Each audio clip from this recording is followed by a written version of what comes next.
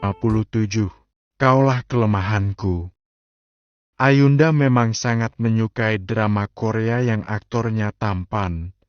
Tapi ketika ada adegan ciumnya dia berusaha menutup mata. Karena dia takut jika pikirannya terakhir uni. Tetapi pagi ini Ayunda dibuang meriang. Dia menyaksikan secara langsung saat abangnya mencium kakak ipar dengan mesra. Padahal dia tahu jika selama ini abangnya itu cuek dan dingin. Abang sialan, kenapa mesra-mesraan di ruang keluarga? Apakah dia tidak ingat apa kalau aku belum berangkat sekolah? Gumam Ayunda. Ayunda melirik ke jam tangan.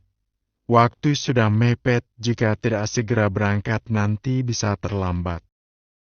Tetapi jika dia keluar dalam keadaan abang dan kakak ipar tengah asyik-asyik, bukankah dia sendiri yang akan malu? Alhasil Ayunda yang hendak keluar dari kamar masuk lagi ke kamar, menunggu adegan kemesraan itu segera selesai, tetapi tak kunjung usai. Akhirnya, setelah menunggu abangnya selesai menggombal, Ayunda segera keluar dari kamar begitu mereka masuk ke kamar. Haf, kenapa harus aku yang seperti pencuri begini mau keluar rumah aja takut? Batin Ayunda. Non, ayo buruan sudah hampir telat. Ajak Pak sopir cemas. Iya, Pak. Ayo segera berangkat. Balas Ayunda.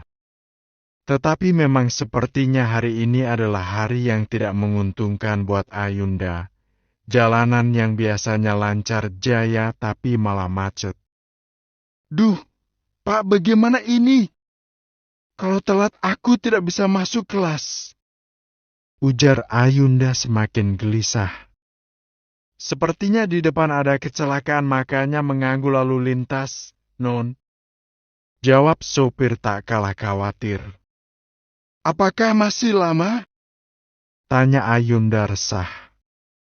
Kurang tahu, Non. Antrian macet sangat panjang. Semoga saja segera diurus dan lancar kembali. Ucap sopir tak bisa berkutik. Ayunda memilih duduk tenang, dalam hati merasa kesal pada abangnya. Pak, apa aku keluar saja? Kalau menunggu kelamaan aku bisa telat. Pamit Ayunda. Tapi masih jauh, Non. Butuh 10 menit lebih itu pun jika berlari cepat. Selapak sopir resah. Tidak apa-apa, setidaknya aku sudah mencoba. Sebaiknya nanti Bapak pulang saja, jangan khawatir. Bujuk Ayunda kekeh. Nanti aku bisa kena marah Tuan dan Nyonya. Ucap Pak sopir ketakutan. Jangan bilang, lagian aku juga tidak mau hanya tinggal diam tanpa berusaha. Assalamualaikum, aku berangkat duluan ya Pak. Ayunda mengambil tas dan berlari secepat yang dia bisa. Baginya tidak terlalu sulit karena dia sering olahraga-raga lari pagi, sehingga Ayunda memiliki fisik yang kuat. Hanya saja dia langsung memucat ketika melihat ada kecelakaan secara beruntun dan dia melihat darah yang berceceran.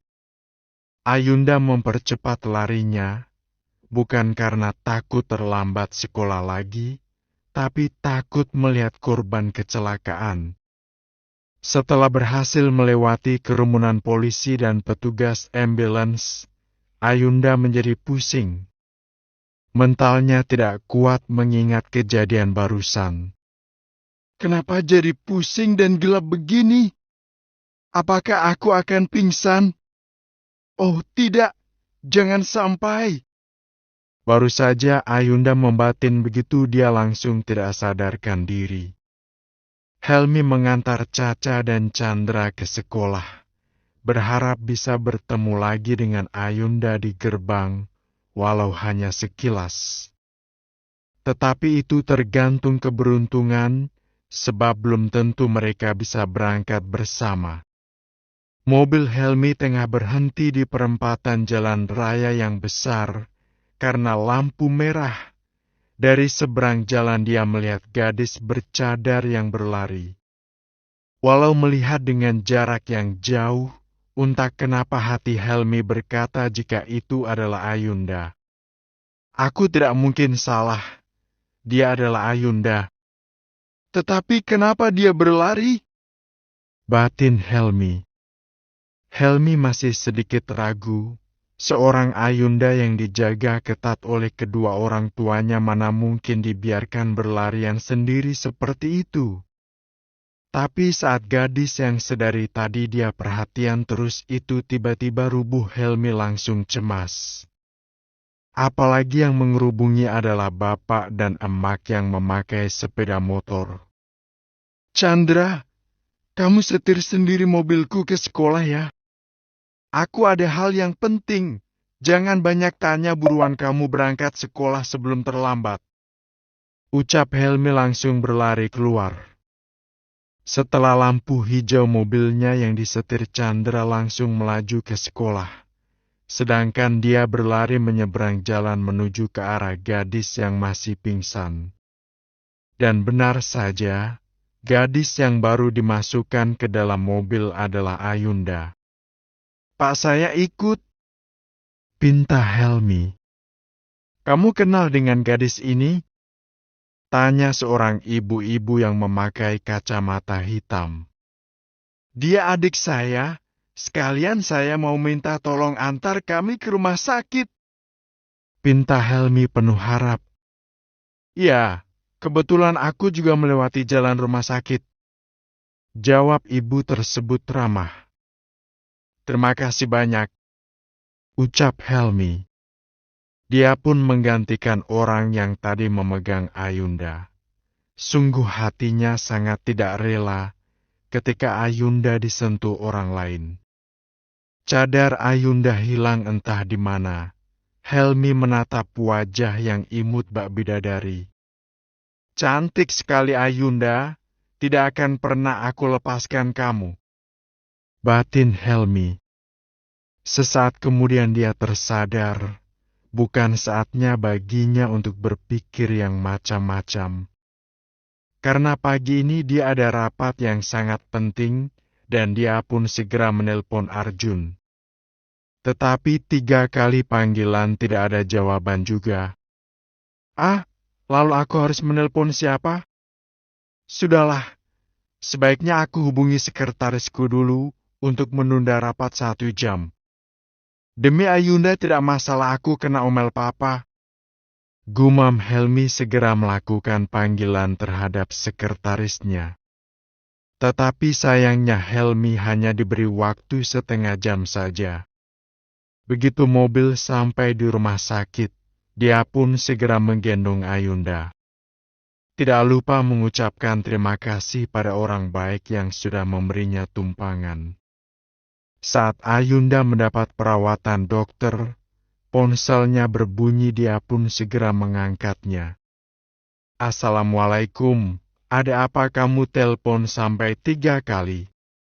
Waalaikumsalam, buruan kamu ke rumah sakit. Adikmu pingsan di pinggir jalan tadi.